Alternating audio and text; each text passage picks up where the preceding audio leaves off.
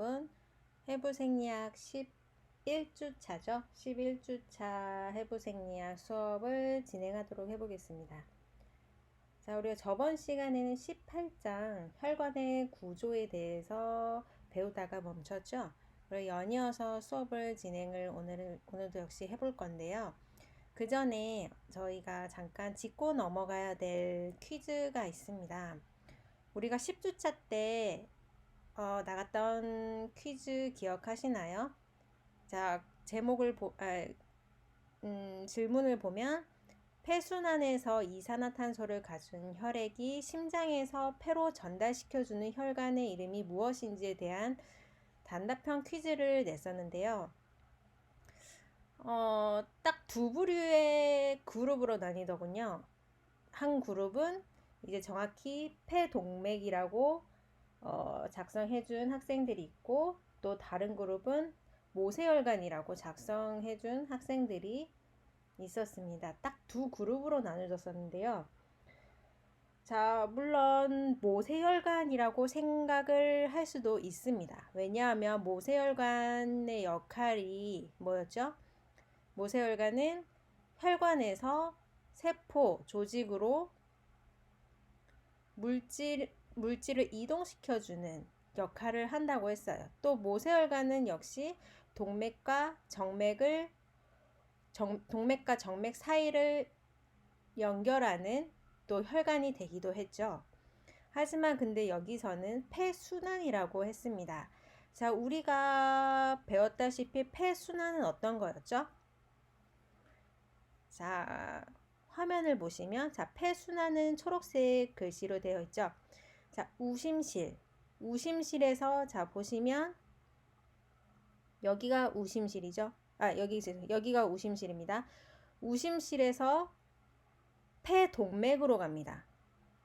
폐동맥으로 가서 폐를 지나서, 보면 여기에 약간 망같이 되어 있는 이 부분이 모세혈관이 맞아요. 하지만 여기 질문에서는 이산화탄소를 가진 혈액이 심장에서 폐로 전달시켜주는 혈관이면은 심장에서 폐로 전달시켜주는 혈관입니다. 그럼 여기선 뭐예요? 폐동맥이 되겠죠. 폐동맥, 그리고 다시 혈관, 폐에서 나가는 혈관인 폐정맥이 이 위에 있는 이 순환 루트가 바로 폐순환이 되는 거죠. 모세혈관은 폐와 폐, 여기를 지나가는 이 혈관, 작은 혈관들, 이것을 바로 모세혈관이라고 합니다. 그렇기 때문에 여기서 정답은 심장에서 폐로 전달하는 혈관이니까 이 큰 뭐예요? 큰 동맥인 폐동맥이 됩니다. 이해하시나요? 자, 여러분, 동맥과 정맥. 자, 심장을 기준으로 했을 때 심장에서 나가는 혈관은 동맥이죠. 심장에서 폐로 나가는 동맥, 폐동맥. 그리고 심장에서 온몸으로 나가는 이건 뭐야? 이것도 역시 동맥이죠. 이거는 일명 대동맥이라고 합니다. 심장을 기준으로 했을 때 나가는 혈관은 모두 동맥이라고 하고, 그리고 심장을 기준으로 들어오는 혈관은 뭐예요, 그러면? 정맥이 되겠죠. 온몸에서 심장으로 들어오는 이 혈관은 대정맥이고, 그리고 폐에서 심장으로 들어오는 이 혈관은 대정맥이 됩니다. 어디를 기준으로 하느냐에 따라서 동맥과 정맥이 바뀌게 되죠. 자, 이걸 심장을 기준으로 했을 때 나가는 게 동맥, 심장을 기준으로 들어오는 게 정맥이 되죠. 그렇기 때문에 여기서 10번 여기 단답형 퀴즈 정답은 폐동맥이 되겠습니다. 자, 그럼 혈관의 구조 수업을 연이어서 한번 진행을 하도록 하겠습니다. 자, 학습 목표입니다. 자, 우리가 혈관에 대해서 배웠다면은 이제 우리 몸에 어떤 혈관들이 있는지 알아봐야겠죠. 종류를 한번 보고 지나가는 시간을 갖겠습니다. 그래서 혈관인 동맥 어떤 동맥들이 있고 어떤 정맥들이 있고, 또한 우리 몸의 특별한 순환, 우리 태아 순환도 약간 우리 성인의 순환과 약간의 차이가 있습니다. 거기에 대해서 잠깐 보도록 하고, 그리고 마지막으로 맥박에 대해서 한번 알아보는 시간을 가지도록 해보겠습니다. 자, 먼저 우리 인체 뇌죠? 뇌와 목 부분입니다. 자, 우리 혈관은 혈관 초음파로 우리 혈관의 모양이 어떻게 생겼고 혈액의 흐름이 진행이 잘 되고 있는지를 체크를 해볼 수가 있는데요. 이렇게 초음파로 들여다 봤을 때, 자, 뇌 쪽에 있는 혈관과 그리고 목 쪽에 있는 혈관으로 먼저 볼 수가 있습니다. 자, 뇌 쪽에 머리 쪽에 있는 혈관을 보면 뭐가 있나요? 우선 여기서는 동맥만 기준으로 나와 있습니다. 보시면 머리 쪽에서는 먼저 목 쪽을 먼저 한번 보겠습니다. 심장에서 동맥이 위로 올라가고 있습니다. 그래서 순서대로 심장과 가까운 혈관을 먼저 보면 대동맥궁이라는 게 있고, 그 위에는 총경동맥이라는 게 있습니다. 그리고 추골동맥이 있고, 그리고 경동맥 분지가 있고, 또 이 경동맥 분지는 내경동맥과 외경동맥으로 분지가 나누어집니다. 그리고 그 위로 올라가면 머리 쪽을 보면은 기저동맥이 분지를 하고, 또 후내동맥이 있고, 중내동맥이 있고, 전내동맥이 있습니다. 이 동맥의 이름은 모두 위치가 어디 있느냐에 따라서 그 위치 그대로 이름을 따오기 때문에 크게 어려운 이름들은 없을 것이라 생각됩니다. 자, 다음 장으로 한번 넘어가 보겠습니다. 자, 먼저 경동맥을 한번 보도록 할게요. 자, 경동맥은 어때요? 경동맥은 뇌로 흐르는 혈액의 80%가 통과하는 목 부위의 중요한 혈관입니다. 그래서 경동맥 한번 찾아볼까요? 교수님이 써놨죠. 옆에 총경동맥, 그렇죠? 총경동맥 있고, 그리고 외경동맥, 그리고 내경동맥이 있습니다. 그리고 이 경동맥은 말 그대로 이 큰 동맥 있죠. 큰 동맥에 분지를 하고 있는데, 이 동맥은 팔, 머리 동맥이라고 해서 말 그대로 팔과 머리 사이에 위치하고 있기 때문에 팔머리 동맥이라고 일컫습니다. 그래서 이곳에서 나와서 총경동맥이 나와서 이게 또 나누어지면서 또 혈관 이름이 붙여지게 되는 거죠. 여기서 중요하게 봐야 될 것은 이 한 가지로 나온 총경동맥이 두 개로 나누어지는데 외경동맥과 내경동맥으로 나누어지는 것을 볼 수가 있습니다. 자, 외경동맥을 보면은 어디로 가나요? 외경동맥을 보시면 자, 앞쪽으로 가고 있죠. 앞쪽으로 가고 있고, 대체적으로 앞쪽 면으로 가고 있고, 내경동맥 같은 경우는 상대적으로 외경동맥보다 뒤로 가죠. 그쵸? 여기 우리가 첫 시간에 배웠을 때 우리가 저평골 배웠었죠. 머리에 딱 가운데에 있었던 뼈 있죠. 이 저평골 쪽에 있는 위치한 곳으로 이렇게 안쪽으로 들어가는 것을 볼 수가 있습니다. 그럼 여기서 우리가 생각해 볼 수 있는 것이 내경동맥은 대체적으로 브레인, 뇌와 연접한 혈관이라고 보시면 되고, 외경동맥 같은 경우는 보시면 앞쪽으로 많이 나와 있죠. 피부 표피 쪽으로 많이 뻗어나온 모습을 볼 수가 있죠. 이것은 어떤 피부 쪽으로 많이 분지가 되어 있는 모습을 추론해 볼 수 있겠죠. 자, 보시면 자, 우리가 external carotid 아니면 internal carotid라고 얘기를 하는데 이게 외경입니다. 목경자를 써서 외경 동맥이라 하고 internal carotid는 내경 동맥이라고 일컫습니다. 자, 이거는 의학 용어이고요. 나중에 추후에 의학 용어 시간은 또 배우기 때문에 먼저 미리 이렇게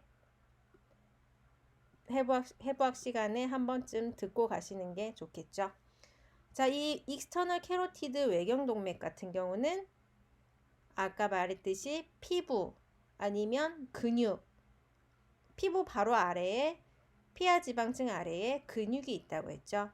그렇기 때문에 약간 우리 몸의 바깥쪽에 분지한 근육은 외경동맥이라고 부르고 내경동맥 같은 경우는 스컬, 뼈, 자, 몸 안쪽에 있는 동맥이었죠. 그렇기 때문에 너브 시스템, 신경이나 아니면 뇌에 분지하는 것을 알 수가 있습니다. 그리고 또 아까 교수님이 강조했던 것이 대동맥에서 나와서 총경동맥으로 분지를 하고 그리고 이것은 외경동맥과 내경동맥으로 나뉘어진다고 얘기를 했습니다. 자, 그러면 단답형 과제 하나 나가겠습니다. 자, external carotid 외경동맥이죠. 자, 보시면은 자, 1번, 2번, 3번 자, 쭉쭉 자, 우리 피부 쪽으로 분지를 하는 모습을 볼 수가 있습니다. 번호가 적혀 있죠. 이 번호 의학 용어로 다 여기에 적혀 있습니다. 그쵸? 자, 이것을 자, 1번은 이쪽이죠. 자, 1번이 common carotid artery. 그러면은 1번은 이쪽에다가 이 옆에다 번호 옆에다가 이게 뭔가요? 사전을 찾아보면 다 한글 뜻이 나오겠죠? 그럼 1번이 common carotid artery. 한글로 한다면 총경동맥이라고 옆에 써주시고 또 2번이 external carotid artery. external이면 외부, 외경, external 외부라는 뜻이고 외경동맥이라고 옆에다가 써주시면 되고 이런 식으로 각각 하나하나 번호에 적혀있는 이 의학 용어를 이 옆에 그림에다가 작성을 해주시면 되겠습니다. 이해하셨죠?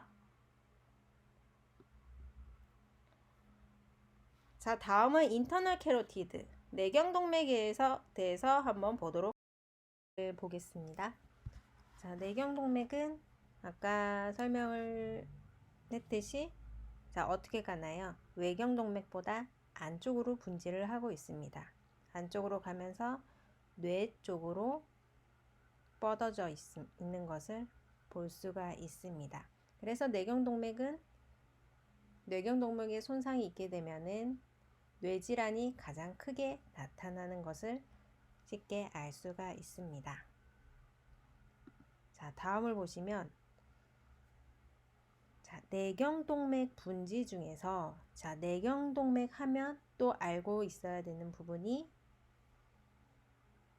윌리스 서클이라는 동맥륜이라는 것이 있습니다.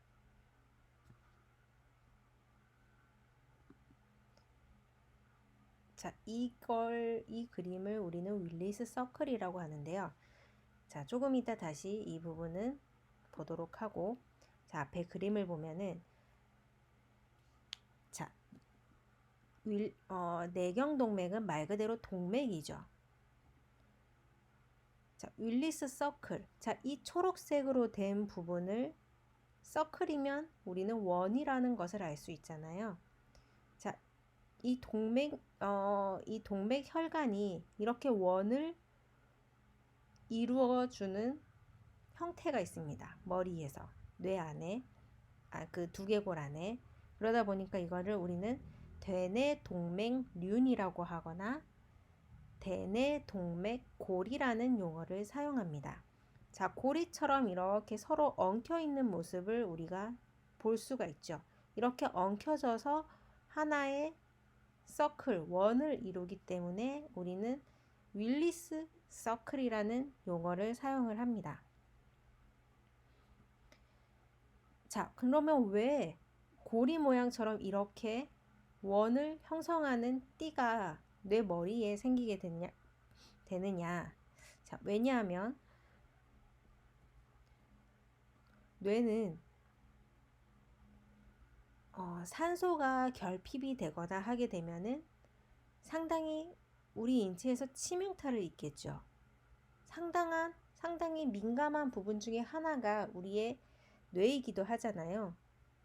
그렇기 때문에 뇌 혈관 중에 하나가 막히면은 다른 뇌 혈관이 그 막힌 자리를 대신해 주기 위해서, 그래서 막히더라도 뇌 혈액 공급이 되는 것에는 이상이 없게끔 도와주기 위해서 이렇게 윌리스 서클이라는 혈관이 형성되어 있다고 이해하시면 됩니다.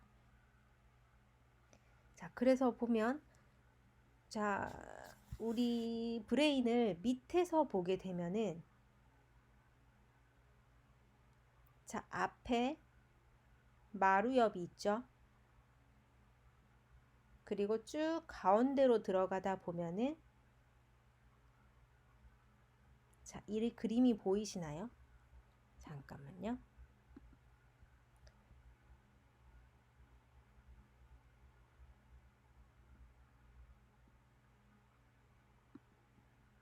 이렇게 서클을 이루는, 원을 이루는 게 보이죠?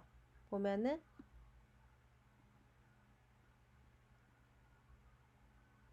자, 이 형태로, 그죠? 하나의 혈관이 끊기지 않고 연결되어 있는 모습을 볼 수가 있습니다. 이것을 우리는 윌리스 서클이라는 용어를 사용을 합니다. 자, 조금 더 자세하게 한번 보도록 하겠습니다. 자, 그림을 보시면, 자, anterior communicating artery가 있는데, 이게 전 교통 동맥이라고 합니다. 그리고 이 앞에 있는 것이 anterior cerebral artery라 해서 전 대뇌 동맥, 앞에 있는 뇌 혈액을 공급하는 전 대뇌 동맥이 있고, 두 가지가 이렇게 전 교통 동맥으로 연결이 되어 있습니다. 그리고 이 밑에는 이것도 역시 또 다른 전 대뇌 동맥이 옆으로 연결이 돼서 이 가운데가 뭔가요?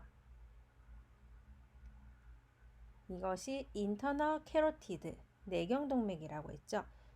다시 말하면 이 내경 동맥이 전 대뇌 동맥을 또 가지를 만드는 거죠. 그리고 그 위로 가면 중대뇌 동맥이 또 옆으로 나오게 됩니다. 혈관 자체를 보면은 중대뇌 동맥이 전 대뇌 동맥보다 두껍죠. 그만큼 혈액을 많이 가운데 뇌로 혈액을 공급해 주는 것을 알 수가 있습니다. 그리고 이 밑으로 가면 중대뇌 동맥과 후대뇌 동맥, 뒤쪽 후대뇌 동맥을 연결하는 후교통 동맥이 있습니다. 오른쪽도 마찬가지고요. 그리고 이 아래쪽은 기저동맥이라고 해서 기저동맥이 연결이 되어 있습니다. 그리고 밑에는 앞과 뒤, 다시 말해 앞, 아래 대뇌 동맥, 앞쪽과 아래쪽 사이에 있는 대뇌 동맥이 또 뻗어 나가게 되고, 또 그 아래는 뒤쪽과 아래쪽 대뇌 동맥, 뒤쪽과 아래쪽 사이에 또 대뇌 동맥이 내려가는 것을 알 수가 있습니다. 자, 거꾸로 다시 보자면, 자, 혈액 자체는 아래에서 위로 올라가죠. 자, 심장에서 뇌로 혈액을 공급을 하죠. 그렇기 때문에 심장 쪽에서 먼저 시작을 한번 해볼게요. 후 하방 대뇌 동맥이 혈액이 공급이 되고, 이 두 가지는 다시 하나의 혈관으로 합쳐지면서 그 옆으로 또 전 하방 대뇌 동맥이 분지를 하고 또 쭉 뇌로 올라가면서 쭉쭉 어떻게 되나요? 상 대뇌 동맥이 분지를 하고 또 올라가면서 후 대뇌 동맥이 분지를 합니다. 그러면서 드디어 뇌에 혈액을 공급시켜주는 윌리스 서클을 형성을 해주게 되는 거죠. 그러면서 후 대뇌 동맥과 중 대뇌 동맥을 연결하는 후 교통 동맥이 있고, 그리고 내경 동맥도 역시 내경 동맥과 다이렉트로 연결된 중 대뇌 동맥이 있습니다. 그리고 전 대뇌 동맥이 양쪽에서 전 교통 동맥과 연결이 되고, 전 대뇌 동맥은 다시 앞으로 전두엽 쪽으로 나가게 되는 것을 알 수가 있습니다. 이것이 하나의 서클인 거죠. 이 중에서 하나 혈관이 만약에 공급이 여기가 산소 공급이 살짝 차단이 된다면은 다른 혈관에서 혈액을 공급을 시켜주기 위해서 이동을 하게 되는 것을 이해할 수가 있습니다. 자, 다음 그림을 보시면, 자, 앞에서 우리 윌리스 서클을 봤듯이, 자, 윌리스 서클에는 여러 가지 혈관들이 있었죠. 전 대뇌 동맥과 후 대뇌 동맥, 그리고 혈관이 상당히 좀 커 보였던 중 대뇌 동맥도 있었습니다. 그렇죠?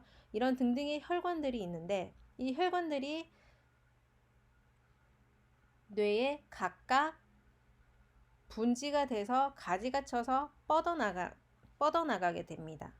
이때 이 혈관이 하나가 심하게 막혀버려서 윌리스 서클 자체에서도 그 기능을 상실해 버리게 되면은, 원래 윌리스 서클 자체의 기능이 뭐라 그랬죠? 하나가 한쪽 어느 루트에서 혈액이 차단이 되게 되면 대신 그 혈액이 지나가는 그 자리를 다른 혈액들이 메꿔준다 그랬죠. 윌리스 서클 하나의 원이 구성이 돼서. 그렇죠. 하지만 좀 더 심한 경우 이 윌리스 서클 자체에서도 완전히 100% 차단이 돼버리게 되면은, 어느 한계에 이르게 되면은 윌리스 서클도 혈액 순환을 대신하지 못하는 경우가 있습니다. 그렇게 되면 머리에서 예를 들어 A라는 예를 들어 브레인의 옆 우리 배웠죠. 마루엽, 전두엽, 이런 하나의 옆으로 가야 되는데 이게 차단이 되게 되면은 이 옆 자체에서 산소를 공급받지 못하게 되죠. 그렇게 되면 이 옆은 영양물질, 산소를 공급받지 못하게 되면 어떻게 되나요? 옆은 기능을 상실한다 그러죠. 그 옆은 죽게 되는 거죠. 그렇죠? 그럼 이 그림을 다시 한번 보도록 하겠습니다. 이 윌리스 서클 내로 가는 혈액 분지 중에 중요한 혈관 중에 하나가 이렇게 막힘으로써 혈액 공급이 되지 않게 되면, 예를 들어 이 파란색 부분에 나가야 되는 혈관이 차단이 돼 버리게 되면 완전히 이 파란색 부분은 기능을 하지 못하게 되는 거죠. 예를 들어 이 파란색 부분은 우리가 말을 할 수 있게 하는 베르니케 영역과 브로카 영역, 그쵸? 등이 있었죠. 이런 기능을 주 담당하는 것이 예를 들어 이 파란색 마루엽이라고 봤을 때 이 마루엽 자체가 기능을 상실하게 되면은 실어증, 말을 할 수가 없게 되고 또 말을 조리 있게 하도록 도와주는 사고 능력까지 기능을 잃게 되는 거죠. 이해되시죠?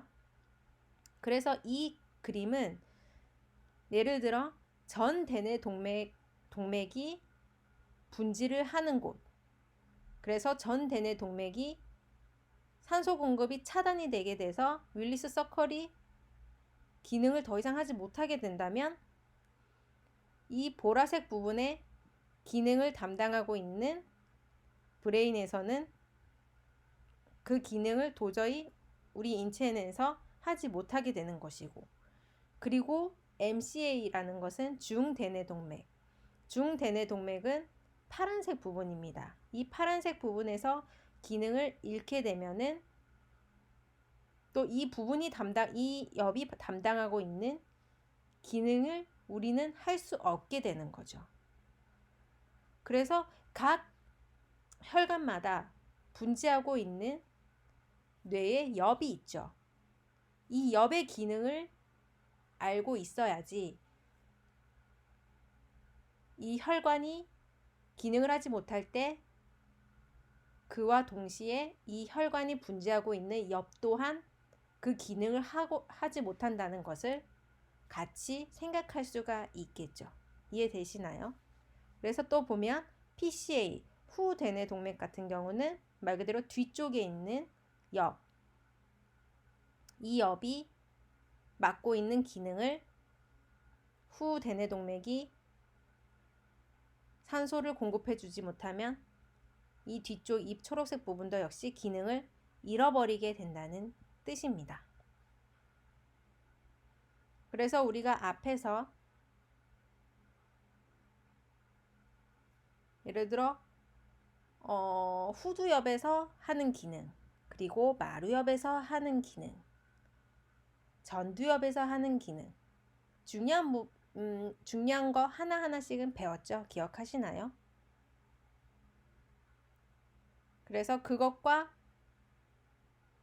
이 혈관을 함께 접목을 시키면은 예를 들어 병원에서 어떤 환자, 뇌졸중 환자가 왔어요. 뇌졸중 자체는 뭔가요? 뇌혈관 질환이죠. 어디에 혈관이 막히거나 뇌경색으로 인해서 혈관이 더 이상 윌리스 서클의 기능을 하지 못할 때 그 혈관이 담당하는 그 엽의 기능까지 상실하는 거죠. 그래서 뇌졸중 환자가 왔을 때 그 환자가 예를 들어 말을 못해요. 실어증이 있어요. 그러면은 이분은 어떤 혈관에 문제가 있을 가능성이 크구나 하고 예측을 할 수 있게 되는 것입니다. 이해되시죠? 자, 그렇게 이해를 해주시고 다음으로 넘어가겠습니다. 자, 이 그림은 윌리스 서클 자체가 워낙 중요한 해부학적 그림이기 때문에 해외에서는 이렇게 아마존닷컴에 들어가 보시면 이렇게 티셔츠에다가 이런 윌리스 서클 해부학 그림을 이렇게 그려놓고 판매하기도 한다고 합니다. 물론 머그컵에도 이렇게 페인팅을 해서 판매를 하기도 한다고 하네요. 그만큼 중요한 그림이라고 보시면 됩니다. 자, 서술형 과제 나갑니다. 크게 어려운 건 아니고요. 자, 그림을 보시면 목과 그리고 머리, 자, 혈관이 이렇게 표시가 되어 있죠. 자, 우리가 동맥을 배웠습니다. 동맥이 어떤 동맥이 그죠? 서클레비안 알테리. 예를 들어 꼭 이 이름을 알아야 되는 건 아니고요. 물론 이 동맥이 어디에 위치해 있느냐에 따라서 이름은 그대로 따라가기 때문에 이름은 크게 어렵진 않습니다. 지금 여러분이 해야 될 거는 이 혈관들 있죠. 동맥 자체는 산소가 많다고 했나요? 적다고 했나요? 심장에서 나가는 혈관이 뭐죠? 동맥이죠. 그 동맥은 빨간가요, 파란가요? 빨갛죠. 빨갛다는 거는 저번 시간에 배웠다시피 산소가 많다는 뜻입니다. 그렇기 때문에 이 동맥들 자체를 모두 다 빨간색으로 칠해주시면 되고요. 자, 여기서부터 대동맥궁에서부터 출발을 해서 쭉 타고 올라가서 이 동맥이 어디까지 이어지는지, 어디로 가지를 치고 나가는지를 여러분이 아시기 위해서 자, 색칠을 해주시면 됩니다. 어디까지 가지가 치는지 빨간색 색연필로 아니면 뭐 여러 가지 빨간색으로 하여튼 가능하면은 빨간색으로 해서 분지가 되는 이 동맥 하나하나를 색칠을 해주시면 되겠습니다. 이해하셨죠? 자, 그러면 우리 인체에 있는 동맥을 한번 전반적으로 한번 보도록 하겠습니다. 인체에 뻗어 있는 동맥은 모두 그 위치 이름을 따서 그 동맥 이름을 짓는다고 했습니다. 상당히 뭐가 많죠? 엄청 복잡하죠. 그렇죠? 하지만 가볍게 하나하나 보게 되면 크게 어렵진 않을 겁니다. 자, 보시면 자, 심장을 기준으로 먼저 보겠습니다. 심장에서 대동맥궁, 가장 굵은 혈관이 심장에서 혈액을 방출을 하죠. 자, 그러면서 목 쪽으로 쭉 한번 올라가 보겠습니다. 목 쪽으로 두 가지 왼쪽 오른쪽으로 뻗어 있는 총경동맥이 보이죠. 자, 목으로 가는 혈관입니다. 쭉쭉쭉 올라가게 되면서 총경동맥은 외경동맥과 내경동맥이 나눠진다고 했습니다. 그러면서 자, 내경동맥 같은 경우는 뇌 직접적으로 분지를 하게 되죠. 그래서 뒤쪽에 분지하는 후대뇌동맥, 그리고 가운데로 분지하는 중대뇌동맥. 중대뇌동맥은 아까 보셨다시피 내경동맥과 다이렉트로 연결된 부분이었죠. 그리고 앞쪽으로 가는 전대뇌동맥이 가장 큰 동맥은 이렇게 세 개로 볼 수가 있습니다. 그 사이에 윌리스 서클이라고 해서 교통동맥이 또 분지가 돼서 하나의 원을 이루는 것이 되는 거죠. 그리고 그렇게 해서 뇌로 가는 혈관을 볼 수가 있고, 그리고 그 옆에 보시면 자, 심장에서 자, 대동맥궁에서 이 또 옆으로 가는 혈관이 보이시나요? 자, 쇄골화 동맥. 자, 쇄골 밑에 있는 동맥이라 해서 쇄골화 동맥이라고 합니다. 이 쇄골화 동맥에서 가지쳐 올라가는 게 보이죠?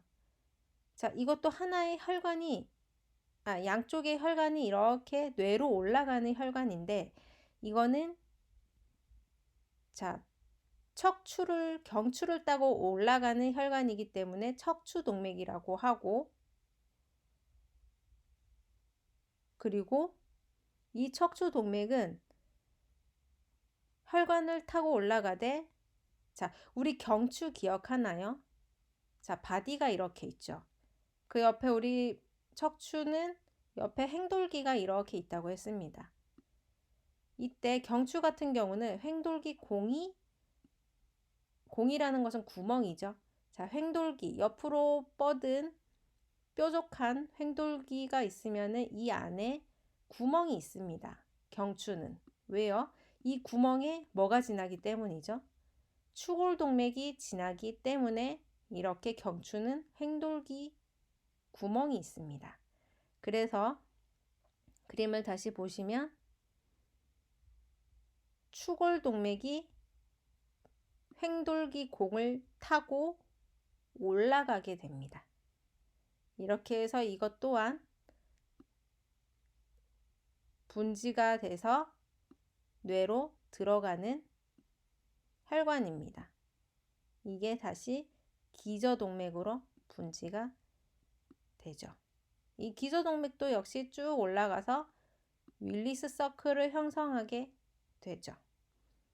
자, 그리고 밑을 보시면 쭉 한번 내려가서 볼까요? 쭉 내려가면 팔로 한번 내려가 보겠습니다.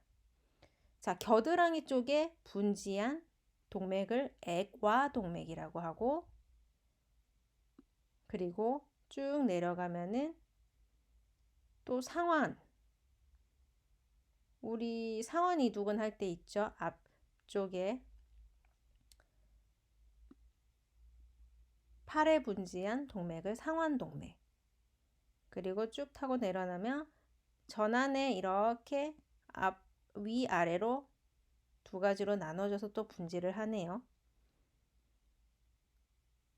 그래서 쭉 보시면 또 가지쳐서, 자, 여기 레디우스가 있고 얼라가 있다고 본다면은 우리 팔은 두 개의 뼈가 이렇게 붙어 있죠. 이랬을 때, 자, 여기에 역시 또 동맥이 지나는데 이거는 뼈와 뼈 사이에 있는 동맥이라 해서 골간동맥이라고 합니다. 자, 보시면은 다 이름들이 위치에 따라서 그대로 이름이 붙어 있는 것을 알 수가 있죠. 척골동맥은 척골, 얼라, 안쪽의 뼈에 분지하고 있기 때문에 척골. 그리고 손가락에도 역시 동맥들이 분지가 되어 있습니다. 자, 그리고 보면, 자, 심장에서 다시 돌아와서, 자, 밑으로 쭉 한번 내려가 볼게요. 내려갔을 때 각 장기에 분지해 가는 게, 비장에 분지한 것이 비장동맥, 복강에 분지하는 것이 복강동맥, 위에 분지한 것이 위동맥이라고 하고, 쭉 타고 내려가면은 또 뭐가 있나요? 장골. 우리 골반 있죠? 골반 이렇게 있으면은, 자, 이 장골에 분지한 것이 총장골 동맥. 그리고 쭉 또 타고 내려가면은 다리 쪽으로 쭉 한번 내려오면 대퇴동맥도 분지해 있는 것을 볼 수가 있고, 그리고 오금부에 있는, 무릎 오금부에 있는 슬화동맥도 볼 수가 있고, 그리고 장단지에 있는 동맥도 볼 수가 있고, 쭉 그대로 혈관들이 분지된 위치에 따라 혈관 이름이 그대로 가는 것을 볼 수가 있죠. 자, 이런 식으로 해서 우리 인체에 이런 동맥들이 모두 분지가 되어 있는 것을 볼 수가 있었습니다.